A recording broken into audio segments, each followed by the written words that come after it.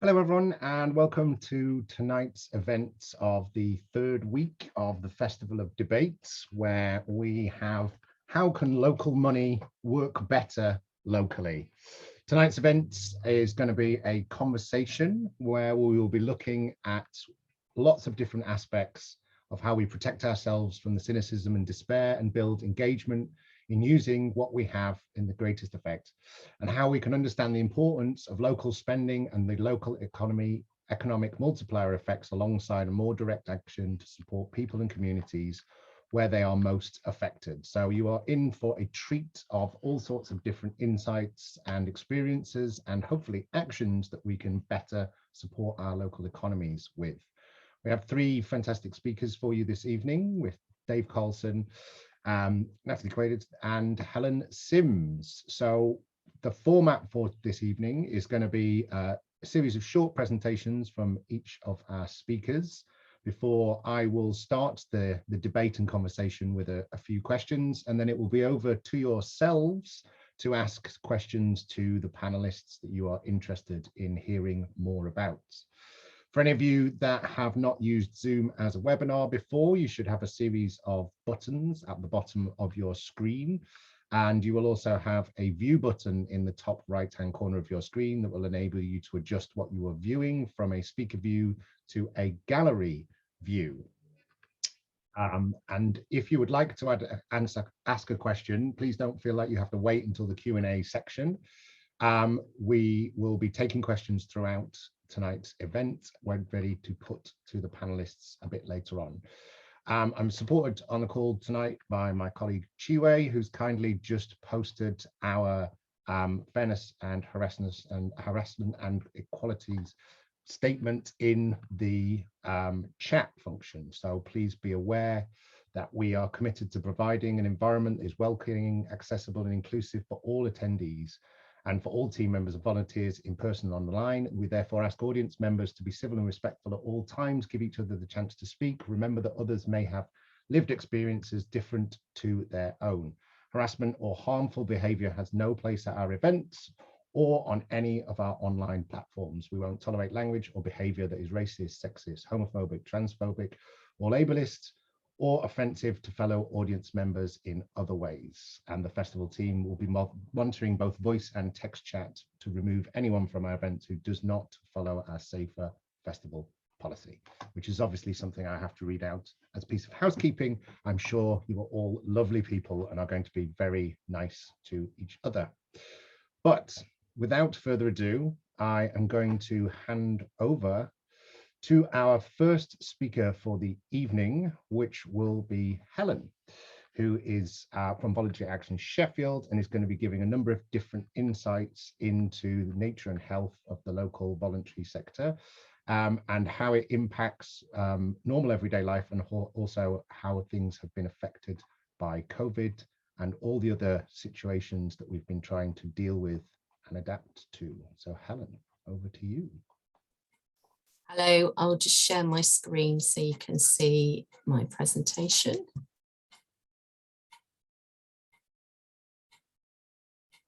Hopefully that is coming through okay. There you go. So hi, I'm Helen Sims. I'm the Chief Exec of Voluntary Action Sheffield, and I'm just going to talk a little bit about the state of the voluntary community, faith and social enterprise sector in this context, in where we are post-COVID, if we are indeed post-COVID. I think we're living with COVID. So I'll talk a bit about the sector that we work in, a bit about what VAS does and why we do it, a focus on social enterprise, which is a key part of the sector, and then just talk a little bit about the impact of the COVID pandemic, and then move on to what I feel are some of the ingredients of community wealth building, which I think is what we need to focus on if we're going to tackle some of the issues that we have in the city around poverty and austerity. So here's some data for you. Let me just see if that's probably a bit bigger now. the most recent data that we have in the sector is actually from 2018, pre-COVID, because we were due to do a state of sector survey during the pandemic and it didn't happen. So we're about to commission that work now. But I think in terms of actually understanding the sector in Sheffield, this is probably fairly accurate. There have been some winners and losers through COVID, but I think in terms of getting a bit of a snapshot, this probably does it. So Sheffield benefits from an amazing, vibrant voluntary community, faith and social enterprise sector. So where there's an issue or concern, and there are plenty of them at the moment, there is likely to be an organisation or group tackling it. The VCS in Sheffield is over 3,300 organisation and groups strong, employing a lot of people, working with a lot of volunteers. And I think through the COVID pandemic, it's emphasised that the voluntary community sector is really at the heart of life in the city. And as we've responded to crisis, we were very quick to respond. As we move into what some are calling recovery, I think the capability that we've demonstrated and that people have seen now needs further investment and to be valued if we are truly going to recover. And I think the experiences and insight that the sector has needs to be used more effectively to influence those decisions and investment decisions that ultimately affect the economy of our city. So the sector of those 3,300 organisations is roughly made up of about 75% micro organisations. So that's small voluntary-led groups, so not more than a £10,000 turnover in a year, working at grassroots level. And we work predominantly with grassroots groups in a lot of what we do. We've also got larger organisations, either from established charities, health organisations, housing associations, tend to be multi-million pound turnover organisations. And in the context of community wealth, Sheffield also benefits from a number of established community anchors, so place-based organisations or organisations that support communities of interest, often former development trusts or health-led organisations who have a massive impact in the city. So that's kind of the ecosystem, if you like. And the contribution of the services and goods provided by that sector totals around about 287 million in the economy, so significant. What we do at VAS, our focus is to influence, use our influence and skills and capacity to deliver on the post-COVID priorities that we have. So tackling poverty, I think it's fair to say the city is in poverty crisis, to tackle health inequality and the wider inequalities in the city, support children and young people especially, and become a more inclusive anti-racist city. As part of this, we strive to increase democratic engagement and influence change to city systems and structures so that they better meet people's needs. So that's kind of the insight that I was referring to earlier. We bring insight to decision-making boards and where the power is really, and try and pass power where we can. We've got 4 strategic priorities. So we work voice and leadership. So we work in places of power. I sit on the Sheffield Partnership Board, and we look to bring in people into those spaces to amplify the voice of the sector and really deliver greater cognitive diversity and involve people with lived experience in how we make policy decisions and develop strategy in the city.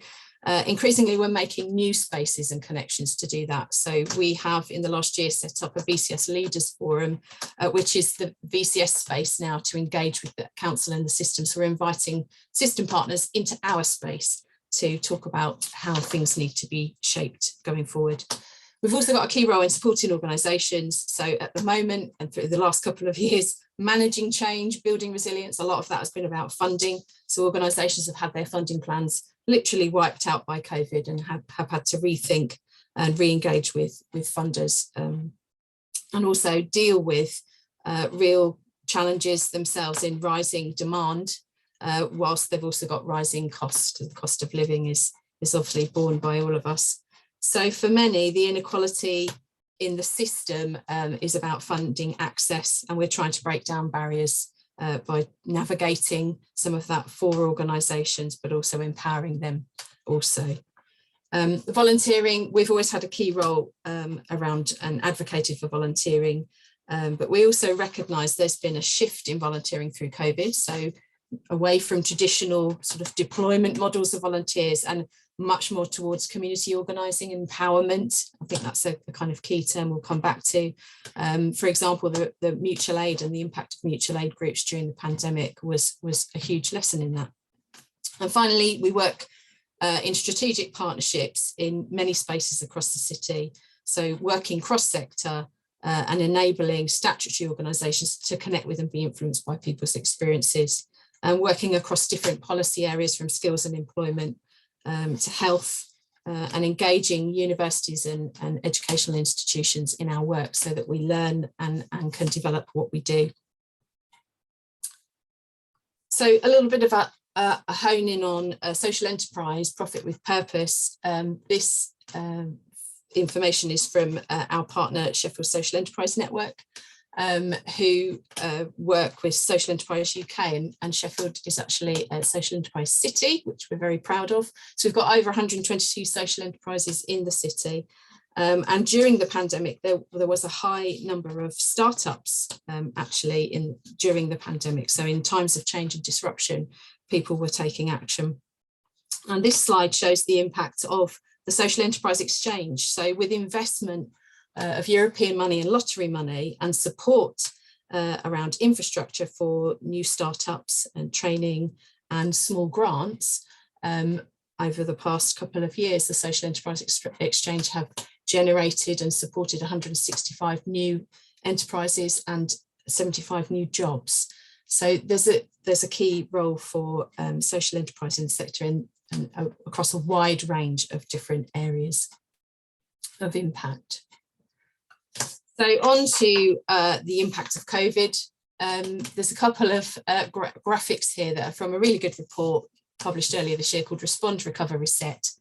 So over quite a long period, over 6,000 VCS organisations nationally were kind of tracked through a bit of a regular temperature check on key indicators.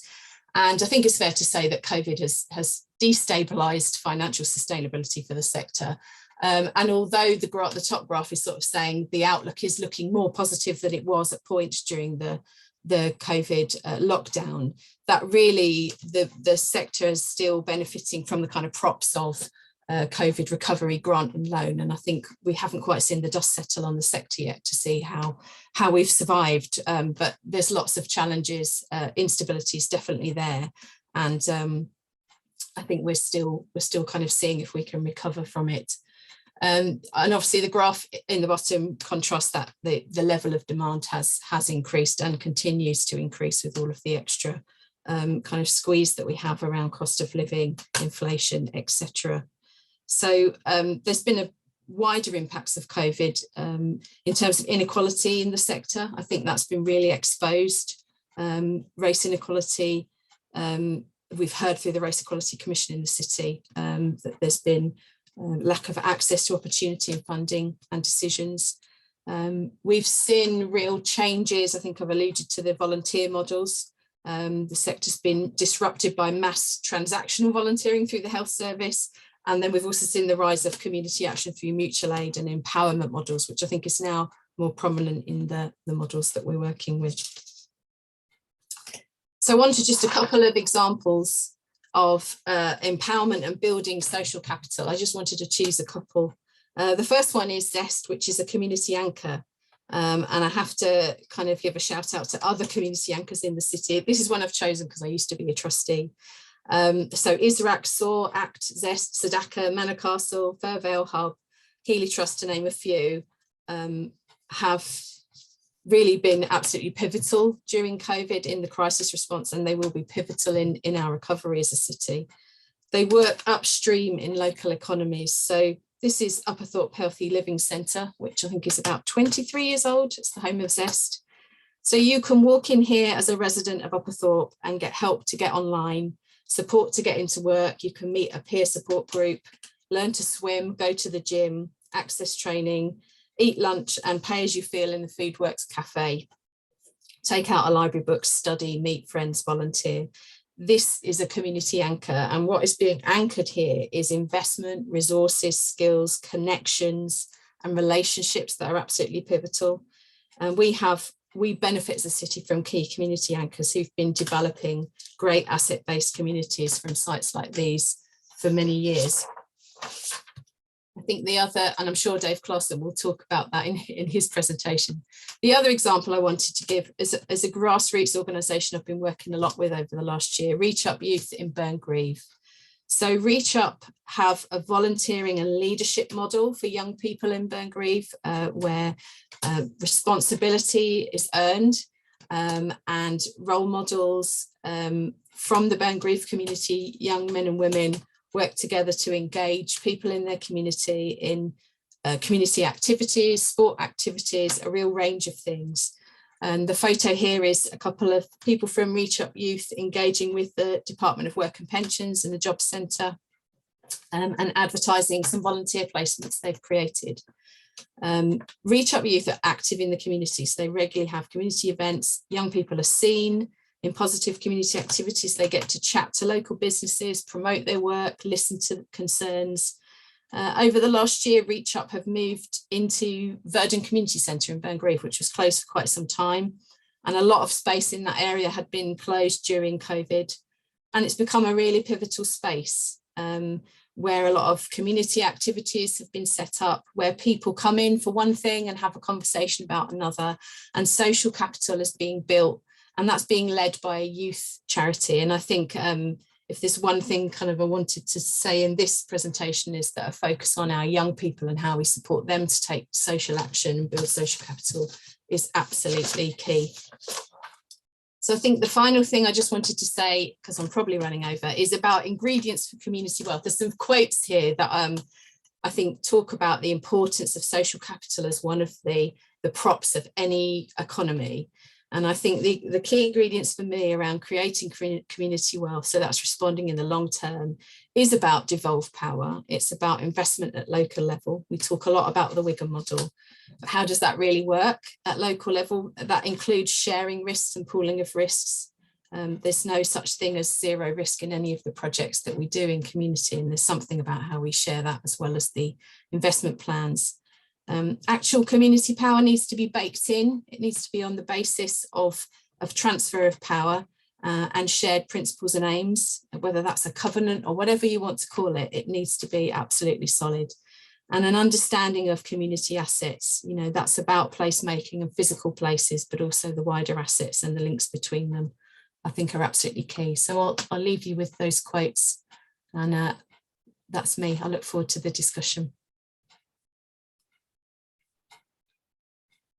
Wonderful. Thank you, Helen. That was fantastic as our first insight and perspective. We are now going to move to Natalie, who is Head of Advocacy and Projects at the Association of British Credit Unions.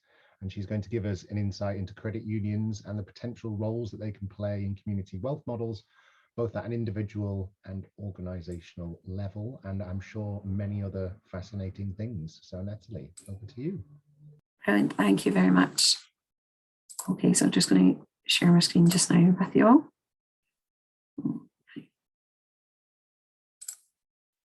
Okay, so first of all, good evening. Thank you very much for inviting me along to speak this evening. So first of all, just to kind of give you a bit of a background on ABCO. So we're the largest credit union trade association in GB. We currently support more than 160 credit unions across England, Scotland and Wales.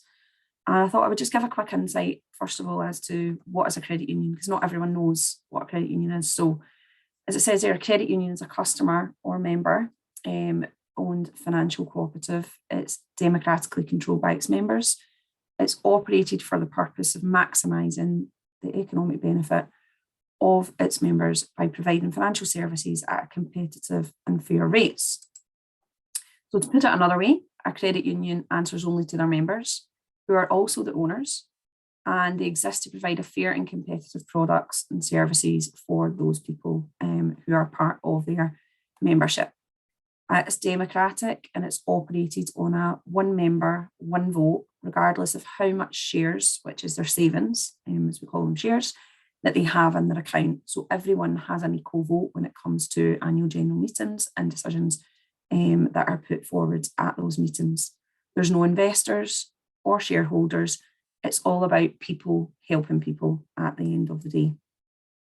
So globally, there is over 86,000 credit unions with over 375 million members on 6 continents from 118 countries. And from that, there's about 12.18% penetration rate the last time that the survey was completed. Within Great Britain, credit unions have existed for over 50 years. Their principles are no different from thousands of others across the rest of the world. So British credit unions are legally required to do 4 things for their members. First of all, it's the promotion of thrift amongst members of the society by the accumulation of their savings, the creation of sources of credit for the benefit of the members of the society at a fair and reasonable rate of interest, and for the use and control of member savings for their mutual benefit. And lastly, the training and education of members in the wise use of money and the management of their financial affairs. And this is all detailed in the Credit Unions Act as part of legislation. This is the 4 objects that are detailed there in our legal requirements as to what a credit union will do for their members. So in Great Britain, credit unions are growing. They're not as well known here as they are in other countries across the world. For example, in America and Brazil, they're very large credit unions there. Some credit unions over there are actually larger than banks. And in America, one credit union just recently took an acquisition of a bank. And it just shows you the kind of scale and size and knowledge of credit unions in those countries. But as of September 2020, the British credit unions, we had around 240 credit unions across England, Scotland and Wales. And that was employing just over 1,600 staff members. There was over 1.3 million people using credit unions, which included over 116,000 junior depositors. There was total assets in the sector of 1.95 billion, total loans that were out to members of 1 billion, and total deposits of 1.68 billion, with an annual turnover of around 135 million within Great Britain. So a quick overview of how credit unions work. It's a very simple business model. So it provides a safe place for people to deposit and save. These savings are then linked to other members who are looking for a loan. The loans are paid back at an affordable, legally capped rate. So credit unions can only offer a certain interest rate. And the excess profit is generated by the credit unions is then returned to the savers in the form of a dividend, which is normally paid annually. And the remaining surplus funds are used to improve the provision of services for members. So whether that is about changing their business model, the services that they offer, investing in systems, online apps, open banking, etc. So really that emphasises the people helping people, those that are saving are providing those funds to allow those who need lending or access to a loan to have that access at a lower rate, ethical lending, and then the profit from that is put back into the business, either in a dividend or to invest and progress that credit union further. So I wanted to touch on the role of credit unions in an inclusive local economies. So as I was saying there, it's about secure savings and ethical lending is the main premise, and the majority of credit unions offer these basic services. Other credit unions do offer more other products and services like mortgages, etc. But for many, it's basic savings and loans. The desire to innovate products and services is there in terms of what credit unions would like to do and innovate that. But obviously, to keep the services local, keep the profits in the form of a dividend that's paid back to members, so it's getting paid back and regenerated within the local community. Because for joining a credit union, you have to be part of a common bond. Now, there's 2 types. You can either be an employer-based credit union, where if you are part of certain companies, then you're able to join. For others, it's a community credit union. So looking at that geographical area. And if you fall within that, if you live or work within that area, you're then eligible to join that membership, to join that credit union. Some have a combination of both. They're a community credit union, but they also have payroll partnerships up and running, which we're seeing more and more of and growing throughout all of our members. One of the other roles is financial inclusion. So as we've seen in recent years, many high street banks are closing their branches. The physical presence of a credit union branch or collection point can be a lifeline for many individuals, especially those who are maybe more vulnerable or who prefer to do face-to-face transactions. And however, during the pandemic, we have seen obviously the development of technology and enhancements within the sector as well, which is helping to attract a different demographic to the credit unions there. But for many, with the high street banks closing, having a credit union on the high street, having a familiar brand and face there is something that we're seeing a lot less of when it comes to our mainstream high street lenders. One credit union that I know of who is actually the only financial service provider within their local high street and within their local town now. Every other mainstream lender has closed their branches, closed their shops and moved on. So in that particular town, the credit union is a lifeline for many.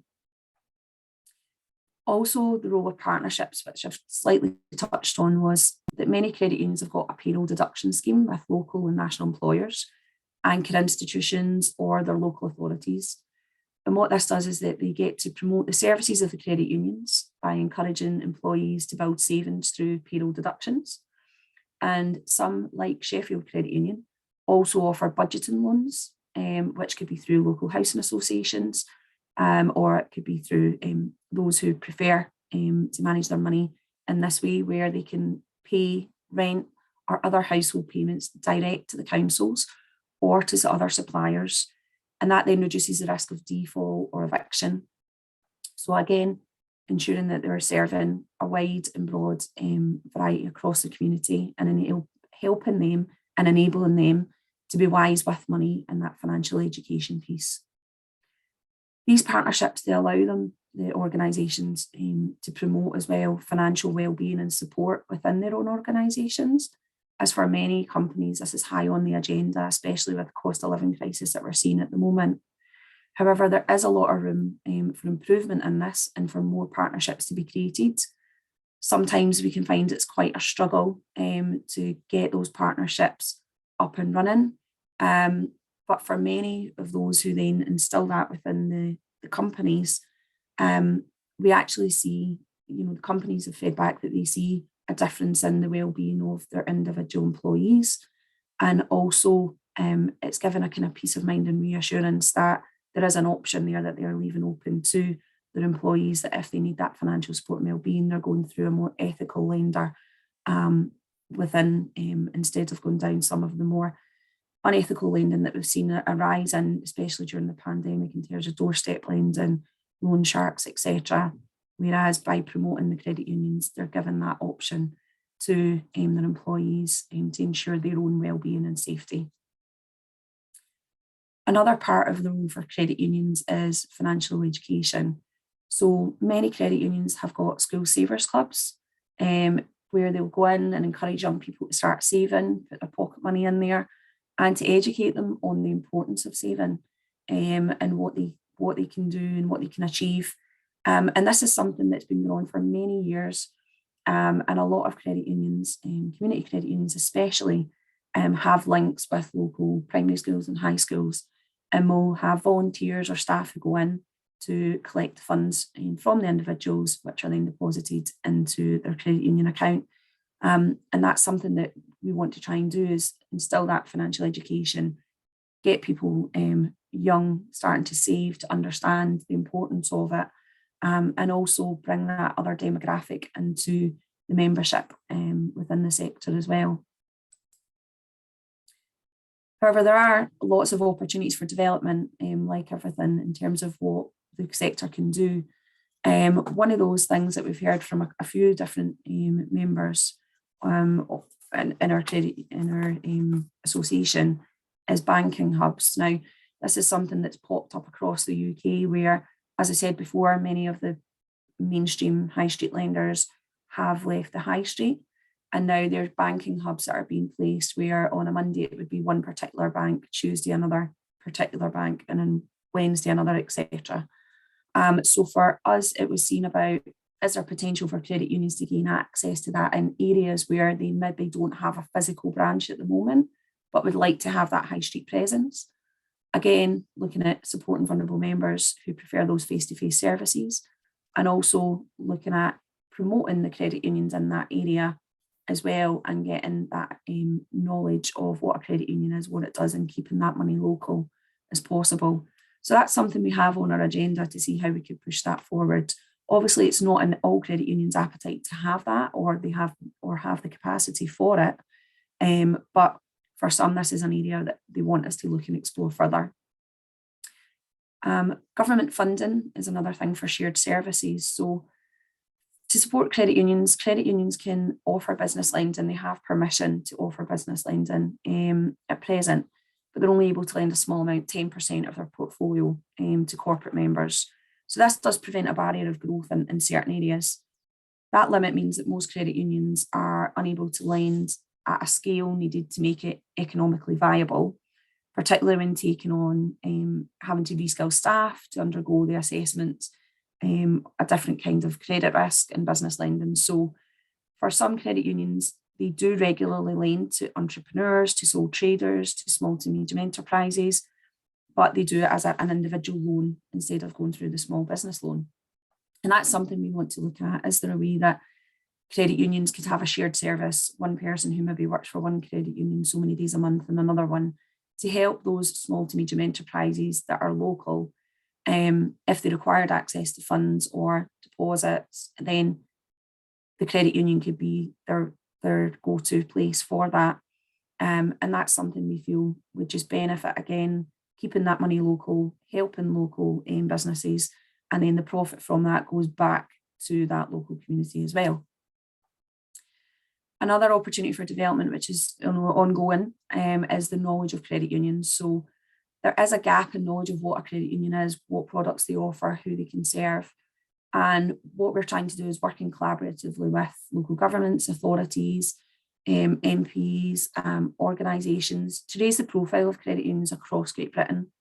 As I said, during the pandemic, many credit unions had to adapt the way that they were working due to restrictions. So for many, they've evolved their offering and quite quickly, in quite a short time, to be able to offer more technology, online accounts, apps that they're able to access their accounts through their phone, secure messaging or open banking as well, which in turn should not only help those who are already members, but hopefully attract a younger demographic who are, from what we've seen in terms of statistics and research, they are more conscious and drawn to ethical providers, but they still want to have a quick and sleek delivery service.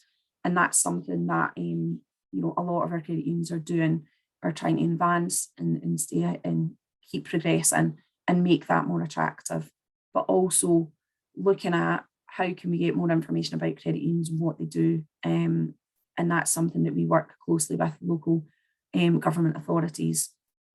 And also one other thing that we do is, and we are working on just now, we're working with the Centre for Local Economic Strategies, where we're looking at developing a guide for credit unions and community wealth building and how we can tie that together. So we're going to be publishing that, and we'll be sure to pass that over as soon as we've got it.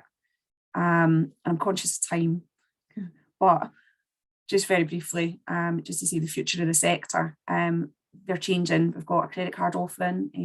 We've been confirmed that credit unions can offer credit cards under current legislation, and we've got legislative reform coming up where we're going to be able to, credit unions who choose to can offer insurance mediation and hire purchase. So again, offering more ethical, affordable options for people in terms of, instead of obviously mainstream lenders. And for us, the priorities for the sector, as I've touched on, is about credit unions, service organisations, shared services, where credit unions can work together collaboratively to provide more services within their own areas for their members, and also common bond reform, because at the moment all community-based credit unions can only serve an area with potentially 3 million members, this can be constrictive, especially in terms of if other credit unions are looking to merge together. So we're looking to see if we can get that cap increased as well, to help to grow and develop the sector to really utilise and go for its full potential. And if you're looking for more information about your local credit unions in your area, I've put Find Your Credit Union website on there. You can go in and type your postcode or put an employer in, and it should be able to tell you a local credit union that you're eligible to join. And I'm happy to share my details for anyone who wants to follow up after this as well. Thank you. Brilliant. Thank you, Natalie. That was great. I noticed a few people are putting questions into the chat, which is fine if you're wanting to converse with the other attendees on the webinar. But if you would like those questions to be put to our panelists, if I could trouble you to put them into the Q&A feature on the Zoom call, then we won't lose track of them and we can get to all of them in turn. Our next speaker, our third, before we go into a few questions from me and then questions from you, is Dave Carlson, founder of the Quadrant Manor Development Corporation and former CEO of Burton Street Foundation. He's going to give us an insight into community assets and their impact, some of the barriers to localism, some examples of what local people have done and how they have made a difference. So over to you, Dave. Hello, everybody. It's very nice to be invited to something these days.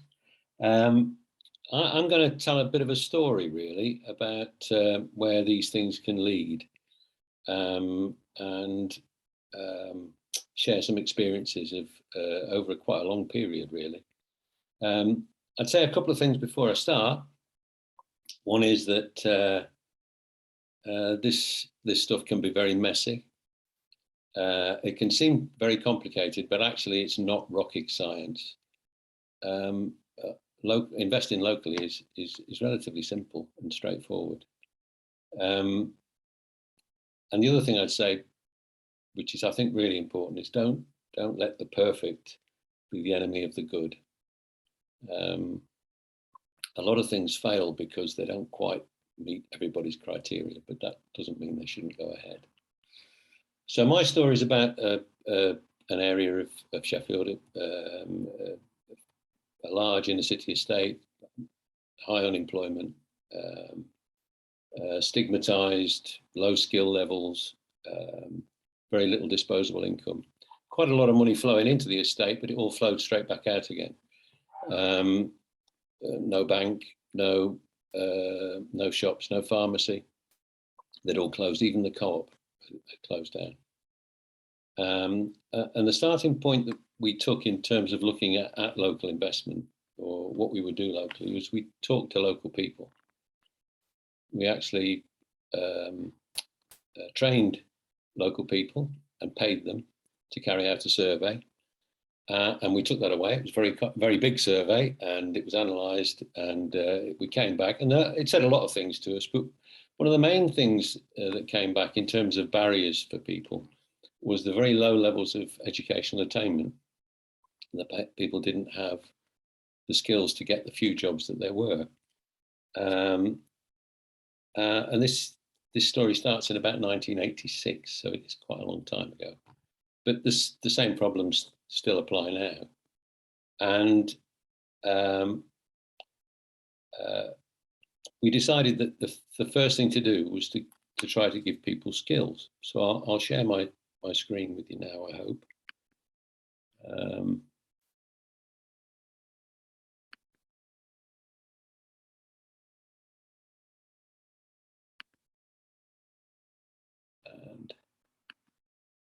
Okay, these aren't very good pictures. I do apologise for that, but they're the best I could dig up. So people needed skills, but they'd had very bad experiences of education. They were very, very suspicious of institutions. They wouldn't or couldn't travel. They didn't have the means to do that. So we needed to bring training to local people. So we looked at starting a training centre, and that became Manor Training and Resource Centre. And we took a decision very early on that it would be because it was locally based and locally responsive, it would be locally staffed. So we obviously brought in tutors from outside sometimes, but we trained local people to be the staff. And in fact, because it was local, it was able to respond to local needs. So the courses were timed to fit in with local schools, and there was free childcare. That was another big barrier. And the organisation itself was based in a co-op shop, which was abandoned by the co-op and closed. But we decided we wanted to buy the co-op. We didn't want it to be somewhere that we rented and it would move out. It was going to be permanent. And this all started with an investment of £15,000. Now, bear that figure in mind. We actually ended up paying the architect more than £15,000, but that £15,000 was the seed money that we needed. We had agreement from the co-op to buy the shop in the condition in which we found it. So we took photographs of it and eventually bought it when we raised some money. And Matrec became a local training centre, owned, managed and staffed by local people. And we actually dictated the terms on which college courses were run in the centre. So they fitted in with local need. So that was the first step. And Matrec is still open today. This is a fairly current picture, I think. I took it off their website. Over 30,000 qualifications have been gained, right up to some students going on to go to university. So it's still a very active and vibrant centre, still serving the community now. However, we found that was all very well and good. People got their skills, but they still found it very difficult to find the jobs that were around. Many people, because of their postcode, didn't get an interview. They found it difficult to travel. They didn't have cars. And so we decided that the next step should be to bring employment to the estate. So the next investment we made was, and this isn't the first thing we did, but the next investment, we decided we needed to build business space on the estate in order to attract businesses to set up, in order that they would employ local people. And my initial comment about don't let the perfect be the enemy of the good, we didn't insist that all the businesses were local. We just set up the business space. And in fact, when we carried out a survey, when the business space was set up, the survey showed that half the people who were working there were actually local, which we thought was pretty good, because that 100 people or so wouldn't have been working anywhere had it not been for the business centre. So this is Manor Development Centre. Now, Manor Development Centre was built on a piece of derelict land that belonged to the council. The private sector wouldn't invest in it. So we put together a plan to say, right, well, we'll build on half of it and the other half can be a supermarket. In fact, there is a supermarket on the other half. And if we did that, can we have the land, our half, for nothing? Because the council would make, at the time, £250,000 out of a piece of land that was worthless. The council said, thank you very much for that. We'll do it ourselves and we'll charge you for your bit of land. So they actually charged £96,000, I think, for the piece of land that this was built on in about 1995. And as far as I know, they still haven't been paid their £96,000. So when we did our research on business centres, we found that we needed to build as a minimum 50,000 square feet of business space to make it a viable enterprise. In fact, the first phase of Manor Development Centre was 12,000 square feet. It's now been built in 3 phases.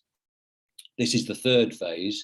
This won a REBA award for community building for buildings in 2014. It's a complete eco building and a business centre, and houses quite a lot of high-tech businesses which are closely connected to the big development further up the parkway in Sheffield with McLaren and people like that. But this is phase 2. And just to give you an idea of the longevity of these things, this was opened in 1996. Phase 1 was opened in 1996, and it's been providing business space ever since. But it's only recently that the organisation itself has made sufficient money to begin to reinvest in the community. So it now actually operates at a profit that is now being reinvested. So then you have people working and you have people trained. So you then look for other ways of capturing that pound, the pound that flows around the economy. And this is a picture of a pictorial meadow. But the next thing we looked at was the environment and how people lived on the estate. It was partly to remove the stigma and to make the estate a lot more pleasant to live in and to make people feel good about where they live, but also to provide a different sort of opportunity and to create businesses. Now, this picture of Pictorial Meadows, I picked this particularly because Pictorial Meadows, which is a locally owned business on an organisation called the Green Estate, is an international business now. It trades all over the world. If you go to the Eden Centre down in Cornwall, you'll see that there was a bank there that was planted by Pictorial Meadows. They've been involved in many major projects across the world. I believe they even landscaped Tony Blair's garden. I know he's not anywhere in the world, but so that it's an international business, and it's based on a scheduled monument site that belonged to the Duke of Norfolk. And we actually bought the farm and from the Duke of Norfolk, and we bought at the same time we got control of this heritage site, and this is a Tudor heritage site. It's been on the telly, and it's been redeveloped. This is an aerial shot of, in the top left-hand corner, there's a visitor's centre. You can see the maze and the gardens that are being set out. It's a long-term project, but it's and actually at the site on the farm, there's a cafe, a really nice local cafe. There's a wedding venue.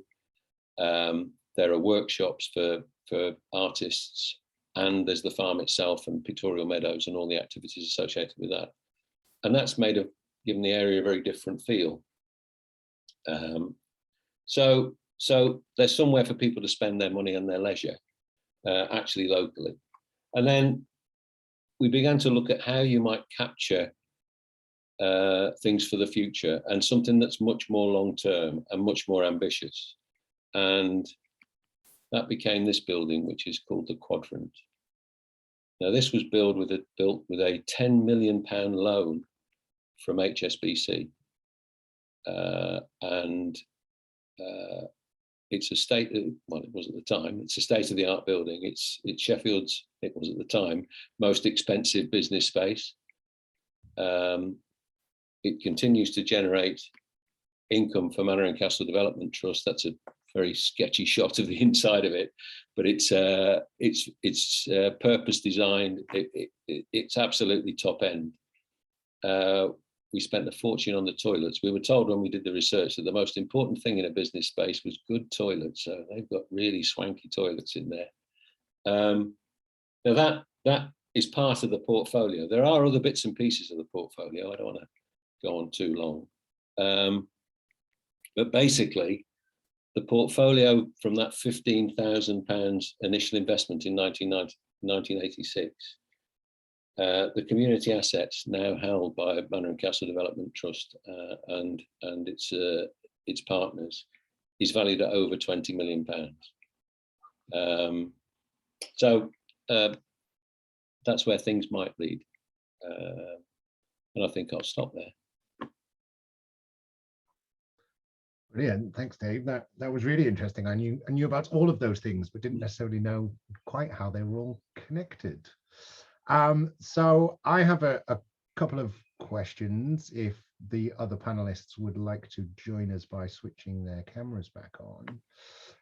And then we've got quite a few questions now in the Q&A function of the Zoom call as well. So we will be moving to them shortly. My first question was one of curiosity. I don't know whether you know the answer to this, but does anybody know or have an insight into what percentage of the Sheffield economy could be kind of classed as locally owned? Do we know where we're starting from as a benchmark? No worries. Well, that would lead me to the next bit of the question, which I think you've all touched on to some extent, but it'd be really good to just get an insight about how, whatever percentage we're starting from, what do you think the best ways are for us to increase that as an individual or an organization or as a community? Well, I'll chip in first if you like. One of the things that strikes me about this little webinar, I'm now retired, but it's interesting to see Vaz and the credit union here, because when we were operating, we weren't partners with either, and it strikes me that's one of the things that we need to do, is to try to get ourselves better connected, because there are lots of bits of this jigsaw that are out there, and actually there are some really exciting bits. I mean, learning how much money the credit unions have got and that they can invest in business, fantastic. Looking at the work that Vaz is doing now with social enterprise and bringing those together, it's fantastic. And actually in the community, I mean, Helen mentioned lots of community anchor organisations. There's a lot of people out there now quite skilled in running what are complicated businesses, and we ought to be able to start connecting those and making some big differences.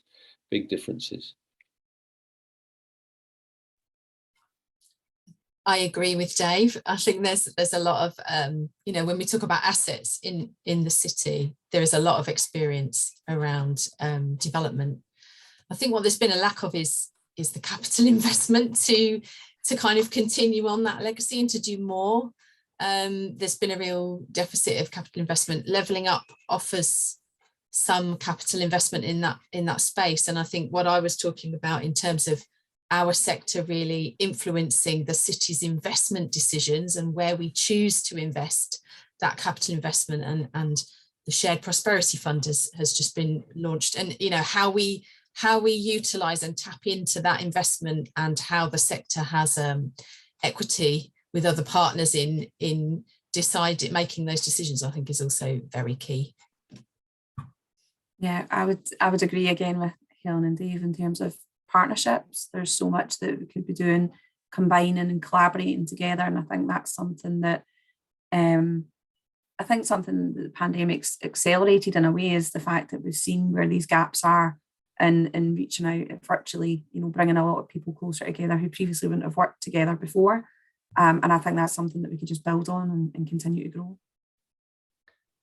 Yeah, I think that's a kind of really good overview and offering there is it's one of the reasons the Festival of Debate is set up, is to bring people together and try and get them working in areas that they wouldn't necessarily cross into and engage with.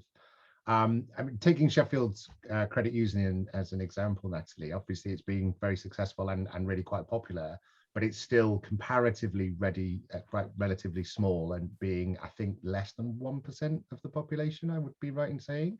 What do you think the best ways that we can maximize its use, and what are some of the examples of the way that people can sort of engage with it? Yeah, so I wouldn't be able to tell you statistics in terms of what their percentage is. I'd leave that to Sheffield Credit Union to bring that up. But for myself, the one thing that I would say when speaking with them is partnerships. It's really developing those partnerships within local businesses, local authorities, housing associations, so not only serving the employees of the housing association, but serving those who are tenants in the housing association. Getting that knowledge out there about what a credit union does, because there is a perception of, I don't want to use this phrase because I hate using it, but the poor man's bank is what the perception has been given before. And it's not that at all. It's really about offering that ethical lending, putting those savings in there, knowing that it's doing good and coming back to those within that community. But for us, it's really about being able to break those barriers down when it comes to speaking to other organisations, and really emphasising the fact that it's not just for the credit union's benefit, it's for the well-being of those individuals that they serve, whether that's their tenants, their employees, or whoever it may be. And that would be the main thing I'd say to really progress and grow that credit union, would be having those partnerships, building it up and getting that knowledge out there. That's great, thank you. It's interesting, I find that when we're talking about how do we persuade or enable people to sort of spend money locally, we all think very much about kind of the supermarket and maybe shopping in a more local shop, but then having to go to multiple kind of outlets in order to achieve that same shop. And kind of, it's not that people don't understand what they would like to prefer to do, they just sometimes don't have the time budget, or obviously with the current cost of living crisis, the choice or even the ability to buy the extra fuel to drive around or get around. So have you got any kind of examples of kind of how people can sort of make some of those changes, as well as doing the more obvious sort of spend money locally, or kind of, yeah, try not to shop online, which again is obviously quite a hard thing to not do because it is so significantly cheaper? How do we keep that money? Are there things that people can do that mean that money stays localer?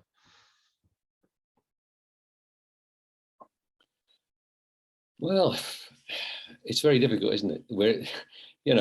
We're up against a massive machine. Capitalism's pretty good, isn't it? It's a huge business in more ways than one, and actually trying to get that message out is difficult. I've always thought that the only way to do it is sort of to undermine it by owning it, and do what the aristocrats do, own the land. I mean, apparently when we bought the thing from the Duke of Norfolk, he owned so much land in Sheffield and so many properties, he didn't know what he owned. And it took us, one Duke died in the middle of our negotiations with him. They own a lot of stuff, and we need to own a lot of stuff. We need to take it all back. I mean, when they did put that first fence around, we need to break the fence down, frankly. I don't know. It is a really difficult problem. It's something that I've struggled with always to get for people to understand. I'm not so sure that the people who live on Manor Estate, for example, know that they own all that stuff.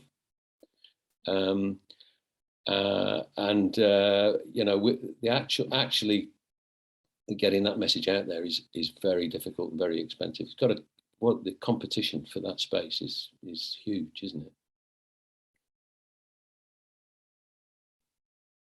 I mean, maybe some people who are far more connected with the internet than I am would know that perhaps is being undermined now by the fact that things like this can take place. But I mean, a lot of information can get out to people in a different way, I suppose.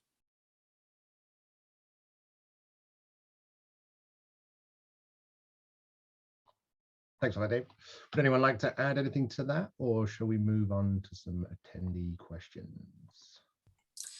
I think I was just going to say that it's really difficult to kind of see choice, and I think there was some points made earlier around people's kind of understanding and access to what's available. And I think a lot of the organisations I talked about Burden Street. When I've been up to Burden Street and spent time with Hebo, who works there, and the conversations she's having with people that come in to that space and don't understand kind of their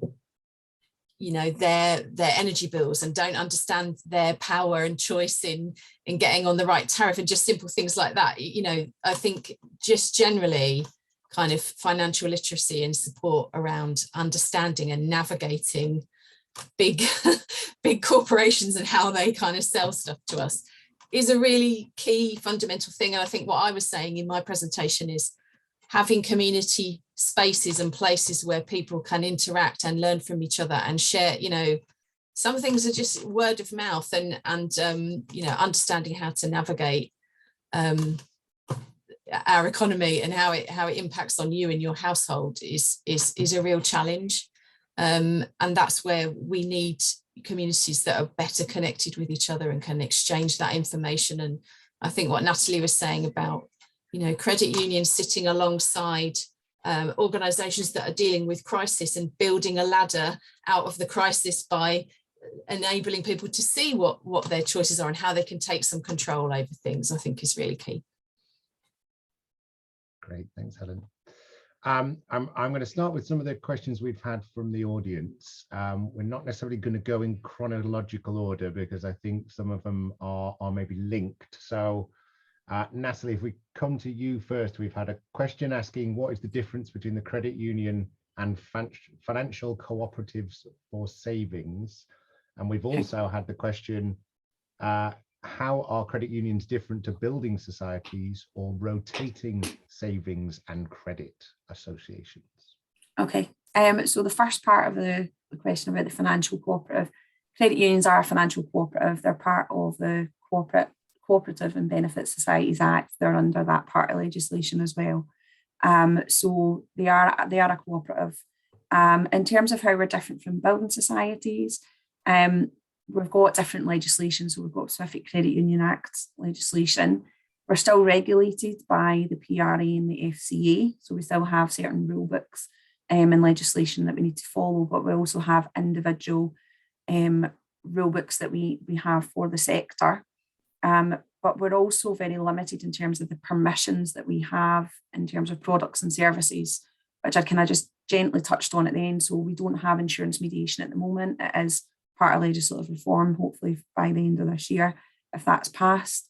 Hire purchase agreements, again, that's something we don't have permissions to do. And credit unions are limited in terms of how much they can lend. In terms of when I spoke about business lending, it's only a certain percentage of their loan book that they're able to have out. So they're tighter restrictions in terms of what we can do and what we can do as serving our members. But that's something that we're continuing to lobby on in terms of getting more accessibility for members and also for credit unions to grow as well. Wonderful, thank you. And just to follow up to that, as I've scrolled down, another one from Mark, is the point of saving in order to borrow later on, or does some people use credit unions for saving accounts only? How do the dividends compare to regular interest rates? Okay, so it's a mix across the board in terms of what members do with their accounts. Previously, as a practitioner in a credit union, I was based in an employer credit union. We had some members who solely used it for savings. They preferred to do savings, they were payroll deduction, or they would pay in a standing order every month. And that's what they liked. They preferred their money to be there. Also, they were getting slightly more interest, depending on the dividend that year, than they were getting on some mainstream accounts. Others will join to borrow as well. It's to meet everyone's needs. And without those who are those main savers, then you wouldn't have the funds there to then offer that lending. So it's all a big kind of ecosystem and everything's intertwined when it comes to that. So it's a mix across the board. In terms of the dividend, that varies per credit union. It's dependent on their performance in the year and what the board, who is made up of their members, decide as their dividend payment. But it can vary from 0.5% that we've seen up to some credit unions at 1.5%. It's a variety depending on how the credit unions perform that year and what's agreed by the democratic vote at the AGM. Then we've got two more bits that are credit union specific, if that's all right, which is, can credit unions offer protected accounts to small local registered groups or businesses? Okay, so again, it varies. Every credit union is different. It's not a one size fits all in terms of what products and services they offer. Some credit unions do offer corporate accounts, like corporate members, which are suitable for community groups or charities or sole traders or local companies. There's restrictions on that where it's for deposits only, deposits and withdrawals. It's not for lending, because at the moment there's restrictions where we can't offer corporate lending, but we can offer if it was an individual, for example, an entrepreneur who was opening a credit union account in their own name, they could then borrow and the loan would be against that individual. We can't do the loan against the business at the moment, but that's again something that we're looking and progressing, but hopefully that answers the question for them. I think so. And the very last one, which segues into some of the other things that's being asked and allow me to bring the other speakers back in, which is a question around, is there a way in which credit unions could use and start local currencies, which potentially could obviously be only used in certain geographical areas. Is that within the remit and powers of some of the credit unions? I would need to look into that further. It's not something we've ever explored or been asked about. It's not something that I would be able to say offhand. I don't know of any credit unions that are doing that at the moment, if that answers the question. In terms of the rule books and legislation, that's something that we would need to explore further with them to see what their view would be. But it's not something we've had raised yet. But I will certainly look into it. Thanks, Natalie. And in a more general sense, for all of the panelists, have you had much experience or seen the impact whereby local currencies kind of have affected the local economy? Because at a sort of conceptual level, it kind of seems quite obvious. But as with many of these things, it's much more complicated. I think probably the Bristol pound was one of the more successful examples, but whether that's still running or not, and I know there was some boroughs in London that were looking at attempting it, but is a local currency a good way to keep money locally? Or is it just too complicated to implement?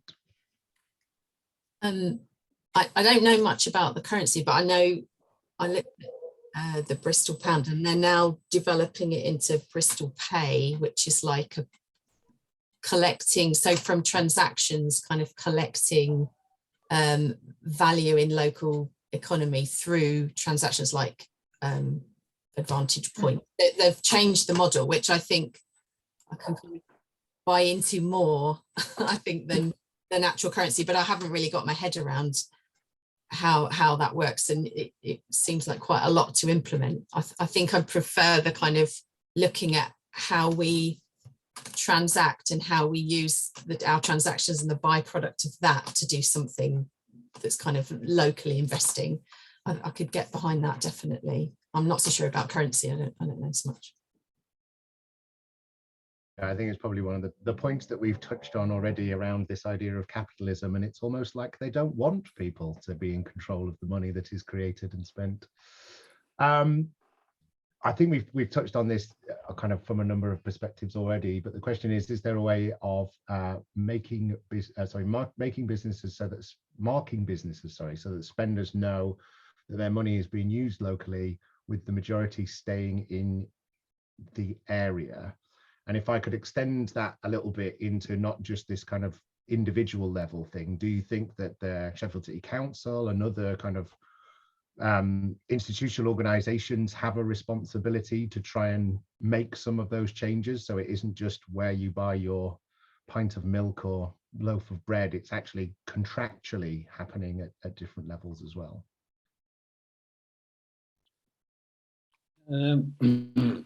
Well, interesting you mentioned the Sheffield City Council. I agree. I think local authorities should spend like they should spend locally, and I think that's becoming more thought through. But using the Quadrant as an example, we were promised that the City Council were going to move their offices into the Quadrant when we started to build it. So we thought that's a good idea. We'll have an anchor tenant, but they never did. So yeah, there's a lot of talk about what they will and won't do. You know, local purchasing, that's been talked about a lot for a long, long time. But at the end of the day, if they can get it cheaper somewhere else, they'll go somewhere else, generally speaking. I think the other thing you've got to realise is that people who are purchasing this stuff don't necessarily agree with you. You know, we can all assume that this is a good thing, and people think, oh yeah, everybody will agree with it. But actually, you know, a lot of the people that you're dealing with will be, you know, happily voting Tory and not be interested in community ownership at all, and will actively work against it. So it's a bit more complicated, you know, at every level. But I do think it's a good idea.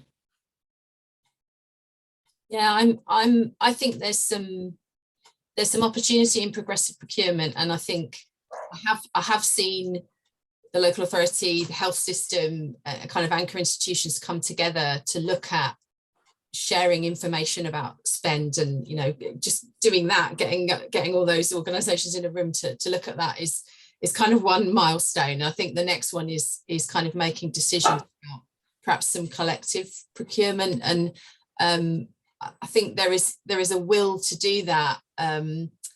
But I think what we haven't seen is how that progressive procurement movement comes together with the independent and the kind of social enterprise sector, and we look at the possibilities. I don't think we've got that far. We've kind of just looked at where we spend money and where we might be able to pull resources, but I don't think we really understand the market, or the people buying things don't really understand the market and the impact that can have. I think also a lot of commission just doesn't value social value, which is what I've been talking about. Beyond the what you're buying, you buy a lot more when you buy from a social enterprise. So it's just something about valuing that more, I think, in the system.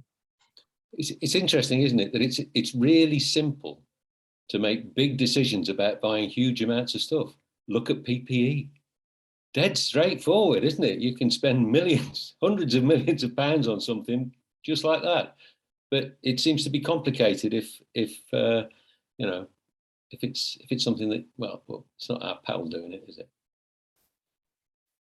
Yeah, it's a very interesting point, and just from a kind of personal perspective, some of the previous experience I've had with my business partner Penny, like once we get up to the bigger scale stuff, and we were talking about buying a building, yeah, people engage in a very, very different way, and we were able to get up to like 28 million pounds pledged in order to support that initiative that was all integrated into all sorts of community-based stuff. But when it came to a decision about that community value and all those community things that would be considered in comparison to other offers and bids just obviously disappeared out of the window. So Dave, this is probably kind of directed at you, but you tell a wonderful story, and it's kind of logical, although probably not simple, looking forward on how you've gone from that small amount in 1986 to kind of approaching 40 years later, and it being worth kind of significant amounts of money, which is wonderful to see. But how can people that aren't in that position, or kind of don't own the building, or wouldn't have the ability to think about tens of thousands of square feet in order to make something sustainable, where do you think the starting off point for that is? Do people have to come together to get to scale, or are there interim steps in between that? Well, I mean, you start small, really, and start with what you can do. And I do think it's important. I mean, I did say at the start, a little homily about not letting the perfect get in the way. I think there's an awful lot of things don't get off the ground because of, and I have to say this on the left, people blooming argue all the time about whether they're politically correct enough to do something, and certainly when we were starting things like Manor Development Centre, there was a lot of opposition in Sheffield from people that we thought would be on our side on the basis that, we were just as bad as everybody else. So I think, you can start small. You kind of have to have the vision you have to have, though, is to try to say, well, actually, wherever we can, we're going to be local. We're just going to try to stick to that. It won't always work, but if you keep that theme and keep going, things develop. The other thing I'd say is that in the case of our experience, each individual organisation that you set up, each one has, starts to train community activists in being business leaders. And one of the things that we don't recognise enough is that there are a tremendous number of skilled people out in the community who are running these small enterprises. I mean, the numbers that Helen was quoting, but they don't really get the credit for it. And actually, they're operating in difficult circumstances, operating businesses that are really struggling in areas where there's very little money. And I'll give another example. When we built the first phase of Manor Development Centre, we got local people involved and started to say to them, right, we want you to be involved in the design to make sure it's. And they all said, oh, no, we don't know anything about buildings. We don't know anything about it. But actually, for years, they'd sat on committees to do with, they were tenants associations. They'd been involved with housing associations. They were really good at it, but they were never given credit for it. So I think harnessing those skills and starting with every individual and looking at every project, I think is the way, and supporting one another. I mean, that's the other thing. Bring in people who've had that experience to support. Brilliant. Thank you very much. I always like to see whether our panelists would like to ask anybody else on the panel a question, because I know that this is sometimes the first time people have met or not had really the opportunity. So do you have any questions for each other, or anything that we haven't covered that you would like to get the opinion of the other panelists on?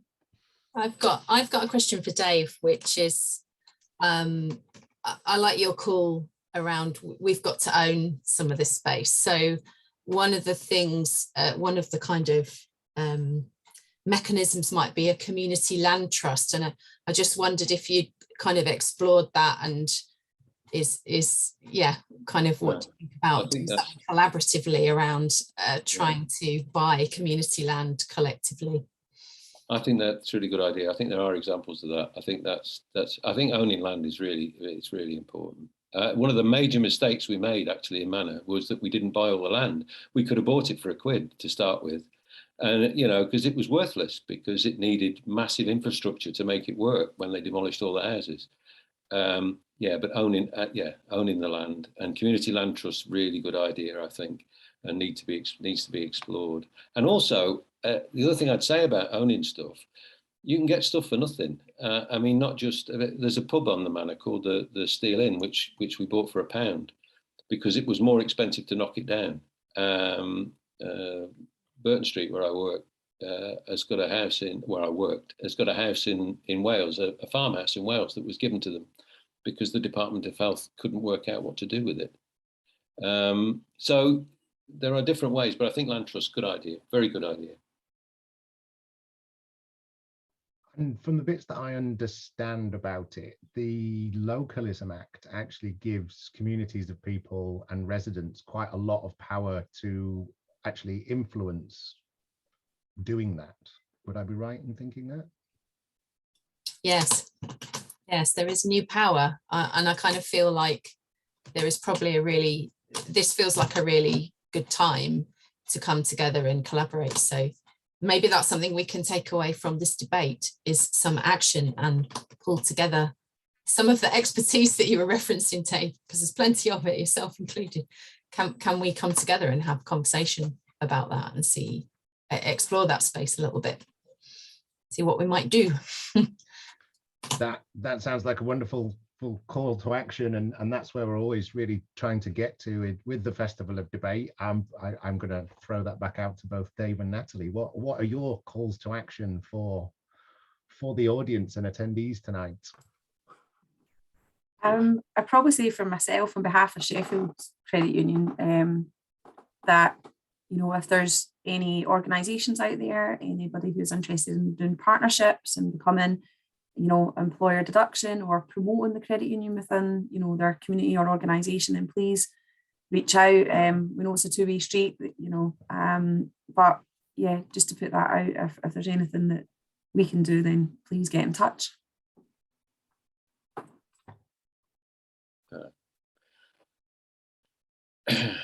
I don't know. I think my message would be: it only takes a small fire to burn the forest down, and the more small fires that we can start, the better, really. Oh, that's a proper provocation.